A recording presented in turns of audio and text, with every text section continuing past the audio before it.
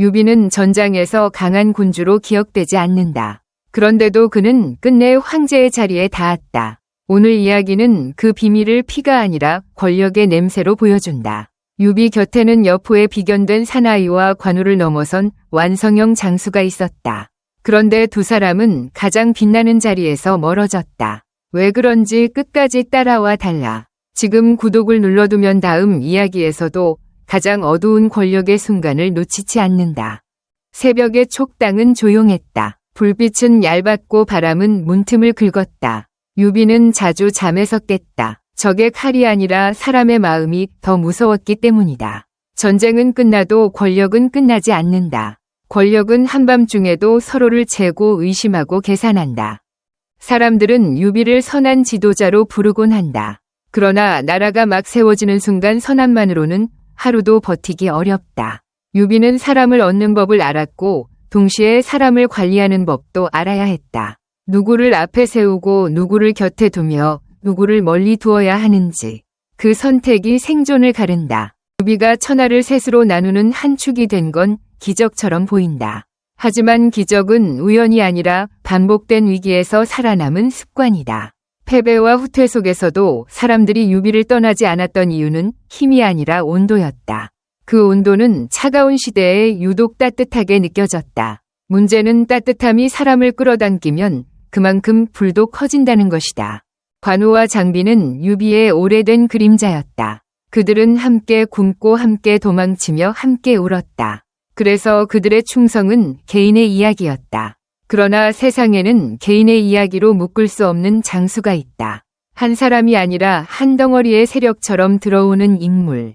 웃으며 절을 해도 뒤에는 말발굽 소리와 가문이 이름이 따라붙는 인물이다. 유비는 그런 인물을 맞이해야 했다. 거절하면 적이 되고 받아들이면 내부가 흔들린다. 받아들인 뒤에도 더 어려운 선택이 남는다. 그를 얼마나 높여야 하는가? 그에게 무엇을 맡겨야 하는가? 그리고 무엇만은 절대 맡기지 말아야 하는가? 첫 번째 이름은 마초다. 사람들은 그를 은마초라 불렀다. 말 위에 올라탄 모습이 은빛 번개처럼 보였기 때문이다. 그의 무력은 단순한 소문이 아니라 시대가 인정한 공포였다. 여포가 지나간 자리를 새로 채우는 이름이 있다면 사람들은 마초를 떠올렸다. 마초는 단지 강한 장수가 아니었다. 서쪽의 거친 땅에서 자란 그는 가문이 무게를 등에 지고 있었다. 그 무게는 칼보다 무겁고 피보다 진했다. 마초가 움직이면 병력이 움직였고 병력이 움직이면 세력이 움직였다. 그는 유비의 부하가 되는 순간에도 어딘가 독자적으로 서 있는 느낌을 지우지 못했다. 유비는 마초를 처음 마주했을 때 환하게 웃었다. 칭찬도 아끼지 않았다. 그러나 그 밤 유비는 등불을 오래 켜두었다. 강한 칼은 적을 베지만 때로는 손잡이 쪽에서 피를 묻힌다. 너무 강한 장수는 전장에서는 방패가 되지만 궁 안에서는 균형을 깨는 주로 변한다. 유비는 그 사실을 너무 잘 알고 있었다. 두 번째 이름은 조운이다. 조운은 화려한 말보다 조용한 발걸음으로 기억된다. 그는 앞에서 환호를 받는 장수라기보다 뒤에서 문을 지키는 장수였다. 장판에서 그는 혼란을 가르고 아이를 품에 안고 돌아왔다. 그 순간 유비의 내일이 이어졌다. 조운이 없었다면 유비의 혈통은 그 자리에서 끊어졌을지도 모른다. 그런데도 조운은 언제나 가장 가까운 자리, 가장 눈에 띄지 않는 자리로 돌아갔다. 왜 유비는 조운을 전면에 세우지 않았을까? 다음 장면에서 그 이유가 권력의 가장 차가운 얼굴로 드러난다. 마초가 촉당에 들어온 날 사람들은 잔치를 벌였다. 술이 돌고 웃음이 났다. 그러나 웃음 속에는 숨겨진 떨림이 있었다. 마초를 환영하는 말이 클수록 속마음은 더 복잡해졌다. 그가 적이 아니라 동료가 되었다는 안도감과 그가 동료가 되었기에 생길 불안이 동시에 피어올랐다. 마초는 예를 갖추었다. 고개를 숙였고 자신은 이제 촉을 위해 싸우겠다고 말했다. 하지만 말보다 더 크게 들리는 것이 있었다. 그 뒤에서 따라온 장수들의 눈빛, 그들이 지닌 서쪽 특유의 거친 기세, 그리고 마초라는 이름에 묶인 오래된 명성이다. 한 사람이 아니라 하나의 깃발이 들어온 것이다. 유비는 그를 높여 세웠다. 명예를 주었고 사람들 앞에서 칭찬했다. 이는 마초를 달래기 위한 것이기도 했고 다른 세력에게 보여주기 위한 장면이기도 했다. 강한 자를 무시하면 즉시 적이 된다. 유비는 강한 자를 적으로 돌리지 않는 법을 알고 있었다. 그러나 더 중요한 건 강한 자가 내부에서 중심이 되지 않게 만드는 법이었다. 촉의 관청에는 보이지 않는 줄이 있었다. 누가 누구와 가깝고 누가 누구를 경계하는지 말하지 않아도 공기는 알고 있었다. 마초가 들어오자 그 줄들이 흔들렸다. 어떤 이는 기대했고 어떤 이는 두려워했다. 기대는 새 승리를 꿈꾸게 했고 두려움은 새 파벌을 상상하게 했다. 나라가 막 세워질 때 파벌은 전염병처럼 번진다. 유비는 무력으로 이겨야 할 전쟁보다 마음으로 막아야 할 전쟁이 더 많다는 것을 깨닫고 있었다. 그래서 마초에게는 겉으로는 크게 예우하되 실제로는 핵심을 쥐지 못하게 했다. 이는 모욕이 아니라 설계였다. 화려한 칭호는 칼집이 될 수 있다. 칼을 빛내되 뽑히지 않게 하는 칼집. 마초에게 군권을 몰아주면 전장은 든든해질 수 있다. 하지만 그 순간부터 촉의 모든 시선이 마초에게 끌린다. 공이 쌓이면 충성은 공에 붙고 사람은 승리에 붙는다. 승리의 냄새는 사람을 움직인다. 유비는 그 냄새가 한 사람에게만 모이는 것을 두려워했다. 어느 밤 유비는 가까운 신하에게 조용히 말했다. 강한 장수는 멀리 두면 서운해하고 가까이 두면 무섭다. 그래서 딱 한 걸음 거리로 두어야 한다. 너무 가까워도 안 되고 너무 멀어도 안 된다. 그 말은 마초를 향한 것이었지만 동시에 유비 자신을 향한 경고였다. 권력은 누구든 방심하면 삼킨다. 마초는 자신의 처지를 모른 척했지만 모르는 사람은 아니었다. 그는 전장에서 눈을 떼면 안 되는 사람이다. 사람의 눈빛과 말끝이 바뀌는 순간을 잡아내는 감각이 있었다. 그래서 그는 더 크게 웃었고 더 정중하게 행동했다. 하지만 정중함이 깊어질수록 마음속에서는 칼이 더 날카로워질 때가 있다. 촉의 장수들 사이에는 작은 소문이 돌기 시작했다. 마초가 마음을 품고 있다는 소문. 마초가 서쪽 사람들을 모은다는 소문. 마초가 언젠가 중심을 요구할 것이라는 소문. 대부분은 근거 없는 이야기였지만 소문은 사실보다 먼저 나라를 흔든다. 유비는 소문을 칼처럼 다뤘다. 잘못 휘두르면 피가 난다. 그리고 바로 그때 유비는 조은을 더 가까이 불러들였다. 사람들은 조은이 전장에 나가면 큰 전공을 세울 수 있다고 믿었다. 그런데 유비는 그를 곁에 붙였다. 마초를 한 걸음 거리로 두는 대신 조은은 한 뼘 거리로 두었다. 강한 자를 관리하는 동안 믿을 수 있는 자로 자신의 숨통을 지키려는 선택이었다. 다음 이야기에서 조은이 왜 전면이 아니라 곁에 남았는지, 그 곁이 얼마나 무서운 자리였는지 보여주겠다. 조은이 있는 곳은 늘 조용했다. 전장의 함성보다 더 무서운 침묵이 깔려 있었다. 유비의 곁은 영광의 자리처럼 보이지만 실은 가장 위험한 자리였다. 모든 정보가 모이고 모든 시선이 지나가며 모든 의심이 응축되는 곳. 그곳에서 조은은 칼을 뽑기보다 먼저 공기의 흐름을 읽었다. 장판의 기억은 조은의 몸에 남아 있었다. 먼지와 피비린내, 울음과 말발굽, 그리고 한순간에 뒤집히는 운명. 그는 그날 이후 더 확실히 알았다. 전투에서 지는 것은 다시 싸우면 되지만 혈통이 끊기면 다시 세울 수 없다. 유비가 나라를 만들려면 먼저 유비의 내일이 살아있어야 했다. 조은은 그 내일을 지키는 사람으로 남았다. 사람들은 조은을 보고 말한다. 왜 그는 관우처럼 선봉에서 찢어발기지 않았는가? 왜 그는 마초처럼 이름을 떨치지 않았는가? 그러나 이것은 능력의 문제가 아니라 배치의 문제다. 조은은 싸움을 못해서 뒤에 선 것이 아니라 뒤가 무너지면 앞도 존재할 수 없기 때문에 뒤에 섰다. 전장의 주연이 아니라 국가의 조건이 된 것이다. 유비는 조은에게 특이한 임무를 자주 맡겼다. 단순한 호위가 아니었다. 밤늦게 찾아오는 사신을 맞이하고 불온한 소문이 새어나가지 않게 막고 중요한 물건과 문서를 안전한 곳으로 옮기는 일. 이 모든 것은 칼보다 비밀이 더 중요한 일들이다. 조은은 말수가 적었고 그래서 비밀이 새지 않았다. 총 내부에는 언제나 보이지 않는 전쟁이 있었다. 한쪽에서는 공을 세워 자리를 차지하려 했고 다른 쪽에서는 자리를 지켜 공이 몰리지 않게 하려 했다. 이 싸움에는 피가 흐르지 않는다. 대신 사람의 표정이 굳고 말이 짧아지고 웃음이 차가워진다. 조우는 그 냉기를 가장 가까이에서 느꼈다. 그 냉기 속에서 마초는 점점 더 눈에 띄는 존재가 되었다. 그는 큰 전공을 세우지 않아도 이미 전설이었고 그 전설은 사람들의 상상력을 자극했다. 상상력은 때로 현실보다 더 무섭다. 누군가는 마초가 중심을 차지하면 촉이 강해질 거라 기대했고 누군가는 그날이 오면 촉이 둘로 갈라질 거라 두려워했다. 유비는 두 감정 사이를 걸었다. 기대를 꺾으면 불만이 생기고 두려움을 무시하면 균형이 무너진다. 그래서 유비는 마초에게는 존중을, 조은에게는 신뢰를, 관우와 장비에게는 상징을 줬다. 각각이 원하는 것을 적당히 주되 어느 하나가 모두를 삼키지 못하게 했다. 마치 물이 한 곳으로 몰리면 둑이 무너지는 것을 아는 사람처럼. 어느 날 유비의 측근이 묻는다. 마초 같은 자를 왜 더 크게 쓰지 않습니까? 그러면 전쟁이 빨리 끝날 텐데요. 유비는 바로 답하지 않았다. 잠시 침묵한 뒤 낮게 말했다. 전쟁을 빨리 끝내는 것보다 나라를 오래 버티게 하는 게 더 어렵다.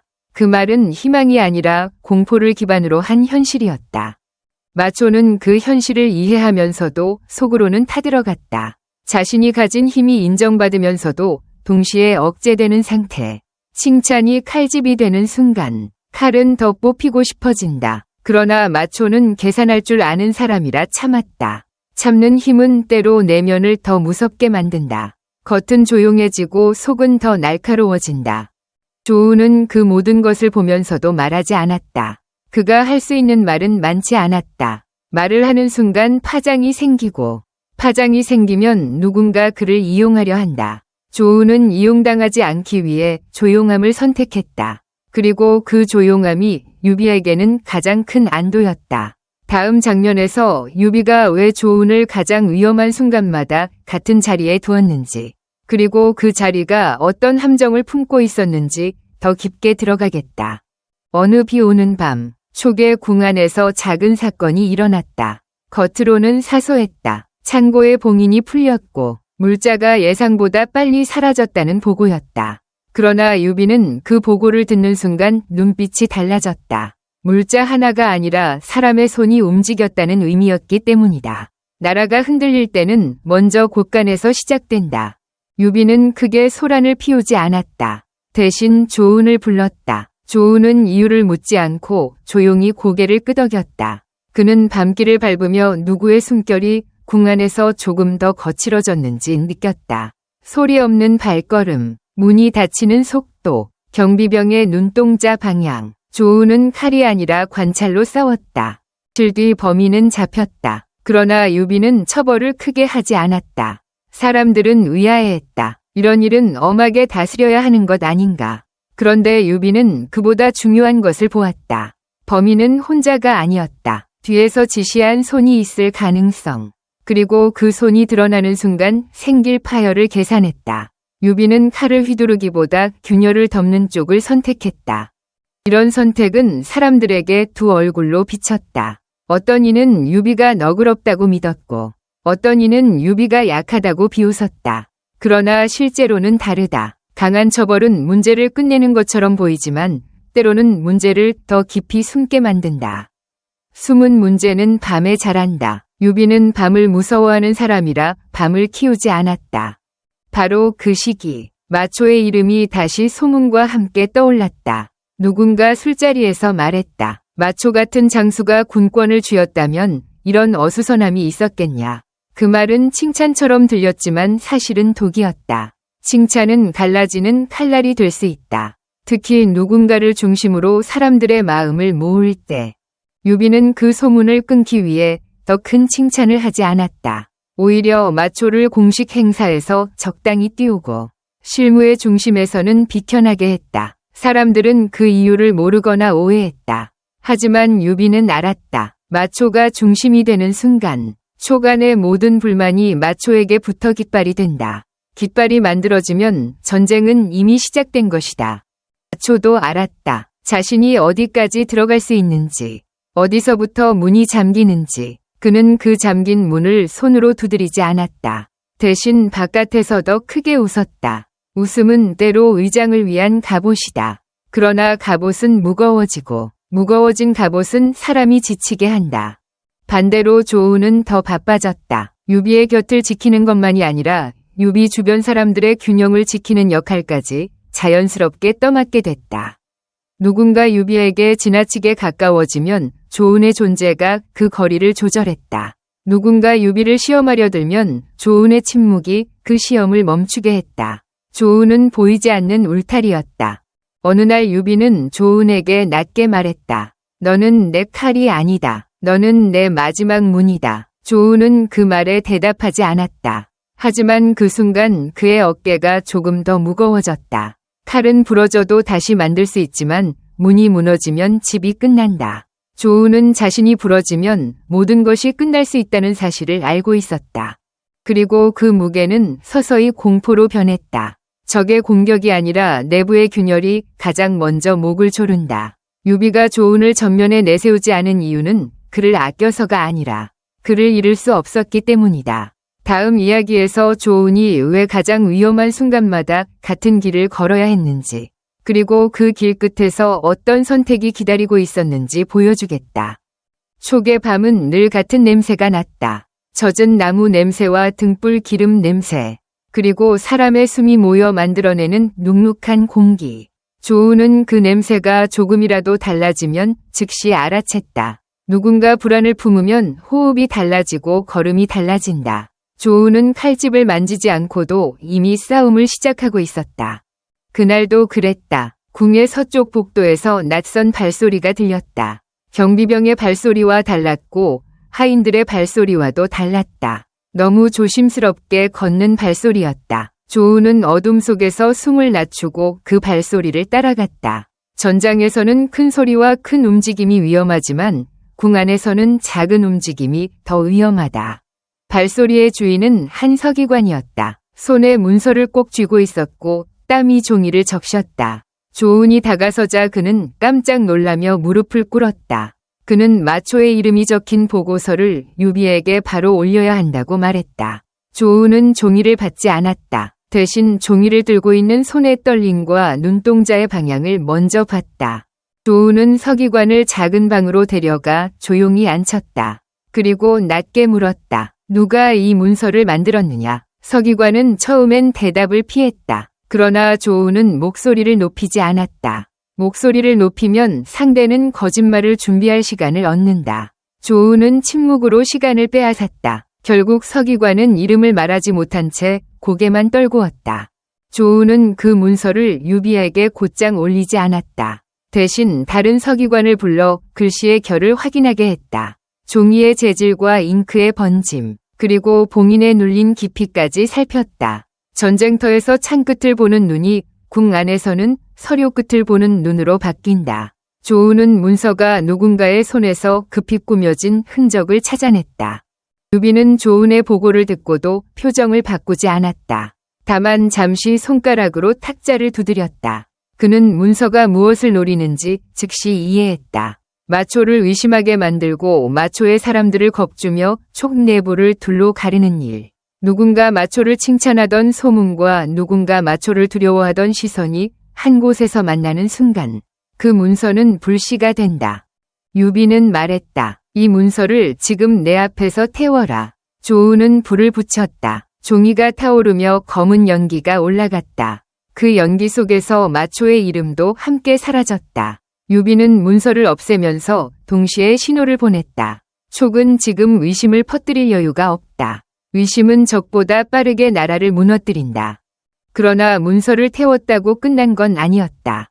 불씨는 이미 어딘가에 남아 있었다. 유비는 조은에게 조용히 명령했다. 누가 이 일을 꾸몄는지 찾되 크게 흔들지 말아라. 조은은 그 말이 얼마나 어려운지 알고 있었다. 범인을 잡는 것보다 더 어려운 건 잡는 순간 벌어질 파열을 막는 일이다. 마초는 이 소식을 듣지 못한 척했지만 눈빛이 조금 차가워졌다. 그는 촉의 공기가 자신을 중심으로 미세하게 뒤틀리는 걸 느꼈다. 자신이 아무 말도 하지 않아도 누군가는 그를 이용해 판을 만들려 한다. 마초는 그 판 위에 올라서지 않기 위해 더 조용해졌다. 그러나 조용함은 때로 폭풍전야의 고요가 된다. 조우는 그날 이후 마초의 주변을 더 세심하게 관찰했다. 감시가 아니라 보호였다. 마초가 흔들리면 촉이 흔들리고 촉이 흔들리면 유비가 흔들린다. 조우는 마초를 믿어서가 아니라 나라를 지키기 위해 마초를 지켜야 했다. 그리고 바로 그 지점에서 유비의 냉정함이 드러난다. 강한 자는 멀리 두어야 안전하지만 때로는 멀리 두는 순간 더 위험해진다.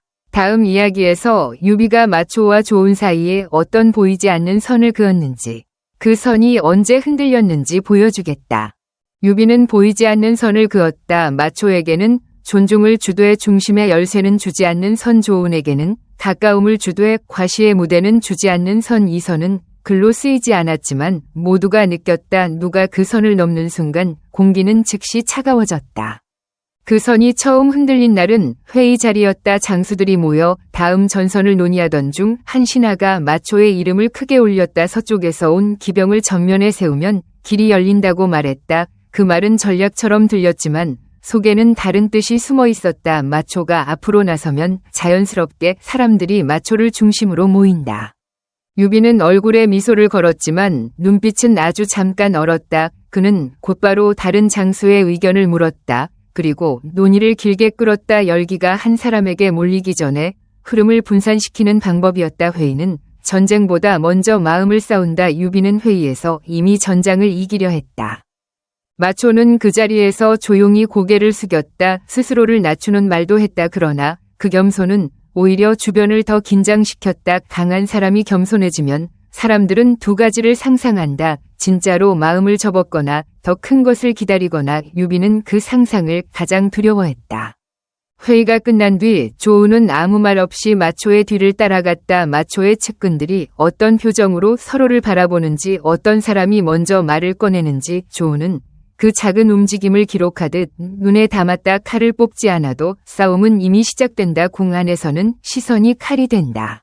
그날 밤 유비는 혼자 남아 지도 위에 손을 올렸다. 지도 위에 선은 전선이지만 궁 안에 선은 마음이다. 유비는 마음의 선이 무너지는 순간 전선도 무너진다는 걸 알고 있었다. 그래서 그는 마초를 전면에 세우지 않으면서도 마초가 스스로 멀어졌다고 느끼지 않게 해야 했다. 이 모순을 견디는 것이 군주의 공포다. 유비는 마초에게 작은 임무를 하나 맡겼다. 크지 않지만 명예가 따르는 임무였다. 사람들 앞에서 마초가 필요하다는 신호를 주면서도 군권의 심장부는 비워두는 방식이다. 마초는 그 의도를 읽었지만 받아들였다. 거절하면 의심을 부르고 받아들이면 관리 속에 들어간다. 마초는 굴욕이 아니라 생존을 택했다. 조운에게는 반대의 임무가 내려왔다. 누구도 주목하지 않는 길을 지키는 일이었다. 문서가 오가는 길, 마을에서 들어오는 소문이 모이는 길, 군량이 지나가는 길, 모든 길은 결국 사람의 마음으로 이어진다. 조운은 그 길을 지키며 느꼈다. 이 나라는 적의 창보다 사람의 혀가 더 날카롭다. 어느 새벽 조우는 낯선 봉인을 발견했다. 누군가가 일부러 허술하게 남긴 흔적이었다. 마치 누가 봐도 찾게 하려는 듯했다. 조우는 그 순간 깨달았다. 이제는 단순한 도둑이 아니라 함정을 놓는 자가 움직이고 있다. 함정의 목표는 물자가 아니라 사람이다. 더 정확히는 마초와 유비 사이의 신뢰다. 조우는 봉인을 뜯지 않고 그대로 두었다. 대신 그 주변에 사람을 심었다. 그리고 밤이 깊어질 때까지 기다렸다. 함정을 깨는 방법은 뛰어드는 것이 아니라 함정을 놓은 손을 붙잡는 것이다. 그 손이 누구인지 드러나는 순간 촉의 안쪽이 갈라질 수 있다. 유비가 가장 두려워하던 순간이 다가오고 있었다. 다음 이야기에서 그 손이 어디에서 나왔는지, 그리고 유비가 어떤 선택으로 피를 흘리지 않고 전쟁을 막았는지 보여주겠다. 조우는 기다림을 선택했다. 기다림은 전장에서는 약함처럼 보이지만 궁 안에서는 가장 날카로운 칼이다. 밤이 깊어지자 창고 쪽 골목에 그림자가 하나 늘었다. 그 그림자는 도망치지 않았다. 마치 누가 보길 바라는 것처럼 천천히 걸었다. 조우는 그 발걸음의 리듬에서 익숙함을 느꼈다. 훈련된 사람의 걸음이었다. 그림자는 봉인 근처에서 잠시 멈췄다. 그리고 일부러 손을 뻗는 척만 했다. 진짜 목적은 봉인을 여는 것이 아니었다. 누군가에게 들키는 것이었다. 조우는 그 순간 확신했다. 이것은 도둑이 아니라 연극이다. 연극의 관객은 유비이고 연극의 희생양은 마초다. 조우는 사람을 보내 그림자의 뒤를 밟게 했다. 쫓는 척만 하고 잡지는 말라고 했다. 잡는 순간 대본이 완성된다. 조우는 대본을 찍고 싶었다. 그림자는 골목을 돌아 작은 숙소로 들어갔다. 그곳은 마초의 직속 숙소가 아니었지만 마초와 가까운 인물들이 드나들던 곳이었다. 그 한 줄의 사실만으로도 촉의 공기는 얼어붙을 수 있다. 조우는 문 앞에서 오래 서 있었다. 안에서 들리는 소리는 없었다. 너무 조용했다. 그 조용함이 더 수상했다. 조우는 문을 부수지 않았다. 대신 경비의 교대를 바꾸고 주변의 등불을 하나 더 켰다. 어둠이 줄어들자 누군가의 숨이 더 빨라졌다. 조우는 그 숨을 놓치지 않았다. 새벽이 가까워질 때 숙소에서 한 사람이 나왔다. 얼굴을 가렸지만 조우는 걸음걸이로 알아봤다. 촉의 문서 담당 중 한 명이었다. 며칠 전 마초의 이름이 적힌 문서를 들고 오던 바로 그 서기관과 같은 계열의 사람이었다. 조우는 그제야 그림이 이어졌다. 누군가가 서기관들을 이용해 마초의 이름을 계속 남기고 있었다. 이름을 남기면 의심이 자란다. 조우는 그를 조용히 붙잡았다. 소리 없이 목덜미를 누르고 무릎을 꿇게 했다. 그리고 낮게 물었다. 누가 시켰느냐? 남자는 떨면서도 끝까지 말하지 않았다. 충성심 때문이 아니라 두려움 때문이었다. 두려움은 충성보다 강하다. 조우는 더 묻지 않았다. 말하게 만들수록 상대의 목숨은 더 위험해지고 그 위험은 더 큰 소문이 된다. 조우는 남자를 유비에게 바로 데려가지 않았다. 먼저 그가 숨기려 했던 물건을 찾아냈다. 얇은 종이 묶음이었다. 마초의 이름이 몇 번이고 반복되어 있었고 군량 이동과 병력 배치가 묘하게 엮여 있었다. 누가 봐도 마초가 군권을 모으는 것처럼 보이게 만든 기록이다. 이것은 증거가 아니라 유도였다. 유비의 눈과 마음을 특정 방향으로 밀어붙이는 손이었다. 조우는 종이를 들고 유비의 침소로 갔다. 유비는 잠들지 않고 앉아 있었다. 등불이 낮게 흔들리고 있었다. 조우니 종이를 내밀자 유비는 한 장도 읽지 않고 말했다. 태우자. 조우는 이번에도 불을 붙였다. 종이는 빠르게 타올랐다. 유비는 불꽃을 보며 조용히 말했다. 저들은 마초를 칼로 만들고 싶다. 마초가 칼이 되면 촉은 베이든지 패든지 둘 중 하나를 잃는다. 조우는 물었다. 그럼 그 손을 어떻게 합니까? 유비는 대답을 늦췄다. 그리고 아주 낮게 말했다. 지금 잡으면 큰 소리가 난다. 큰 소리는 사람들을 갈라놓는다. 우리는 갈라지는 순간 끝난다. 유비는 범인을 잡는 것보다 갈라짐을 막는 것을 더 우선해 두었다. 조우는 그 선택이 어떤 의미인지 알았다. 이것은 정의의 문제가 아니라 생존의 문제다. 그날 이후 유비는 마초를 더 많이 불렀다. 더 가까이 두기 위해서가 아니라 더 가까이 있는 것처럼 보이게 하기 위해서였다. 마초를 밖으로 내몰면 누군가가 그의 외로움에 기대어 깃발을 만들 것이다. 유비는 그 깃발을 만들 재료를 끊으려 했다. 그러나 가까워질수록 또 다른 공포가 생긴다. 너무 가까이 두면 모두의 시선이 마초에게 몰린다. 유비는 그 얇은 줄 위를 걷기 시작했다. 다음 이야기에서 이 줄이 실제 전쟁의 바람 속에서 어떻게 흔들렸는지 그리고 조우니 그 줄이 끊어지기 직전에 어떤 방식으로 막아냈는지 보여주겠다. 전쟁의 바람은 늘 예고 없이 불었다. 촉 밖에서 적의 움직임이 포착되자 궁 안의 분위기도 즉시 달라졌다. 외부의 위협이 커질수록 내부는 잠시 단결하는 듯 보이지만 그 단결은 오래가지 않는다. 위기가 길어지면 사람들은 책임을 찾기 시작한다. 그리고 책임을 찾는 순간 다시 중심을 찾는다. 그 중심이 마초가 되거나 관우가 되거나 혹은 누구든 될 수 있다. 유비는 전선을 논의하며 일부러 마초를 회의 바깥쪽 자리에 앉혔다. 이는 배제가 아니라 배치였다. 가까이 두면 시선이 모이고 멀리 두면 불만이 쌓인다. 바깥쪽은 그 사이의 거리였다. 마초는 그 자리에서 묵묵히 듣기만 했다. 그러나 듣는 사람의 침묵은 때로 말하는 사람보다 더 크게 들린다. 회의가 길어질수록 신하들의 말이 거칠어졌다. 누구는 공격을 주장했고 누구는 방어를 주장했다. 그 사이에서 누군가 슬쩍 말했다. 마초의 기병을 앞세우면 길이 열린다. 그 말이 나오자 몇몇은 고개를 끄덕였고 몇몇은 눈을 내리깔았다. 찬성도 반대도 아닌 그 어중간한 반응이 가장 위험하다. 마음이 흔들릴 때 사람은 쉽게 붙는다. 유비는 그 말을 받아들이는 대신 다른 질문을 던졌다. 만약 우리가 이겼을 때 누가 그 공을 가져가겠는가? 질문은 전략이 아니라 심리를 겨냥했다. 전쟁의 공은 권력의 공이다. 공은 사람을 끌어모은다. 유비는 사람들의 눈빛이 어떻게 바뀌는지 보았다. 어떤 눈빛은 갑자기 마초 쪽으로 움직였고 어떤 눈빛은 즉시 경계로 변했다. 그날 밤 마초의 숙소 근처에서 낯선 말울음이 들렸다.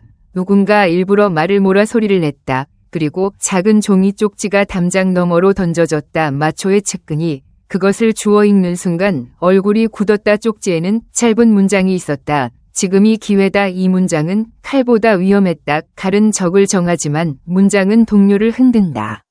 마초는 쪽지를 태우지 않았다. 잠시 손에 쥔 채 바라보다가 천천히 접어 숨겼다. 그리고 다음날 아무 일도 없는 듯 유비 앞에 섰다. 그의 표정은 평온했지만 눈동자 깊은 곳에는 얇은 분노가 있었다. 누군가 자신을 이용하고 있다는 분노, 그리고 자신이 이용당하는 순간 촉이 깨질 수 있다는 두려움이 함께 섞인 감정이었다. 조우는 그 변화를 눈치챘다. 그는 마초에게 다가가 조용히 말했다. 밤에 무슨 일이 있었습니까? 마초는 웃으며 아무 일도 없었다고 답했다. 그 웃음은 단단했다. 너무 단단해서 오히려 금이 가기 직전의 돌처럼 느껴졌다. 조우는 더 묻지 않았다. 대신 거리를 유지하며 마초의 사람들을 살폈다. 누군가 쪽지를 던진 손이 아직 근처에 있을 수 있다. 조우는 밤에 경비를 바꿨다. 마초의 숙소를 지키는 인원을 촉의 핵심 친위로 교체했다. 그리고 담장 주변의 발자국을 확인했다. 작은 발자국이 있었다. 가볍고 빠른 걸음이다. 훈련된 사람들이다. 조우는 속으로 깨달았다. 이것은 외부의 척자가 아니다. 내부에서 손이 뻗고 있다. 내부의 손은 잡기가 더 어렵다. 잡는 순간 나라가 갈라질 수 있기 때문이다.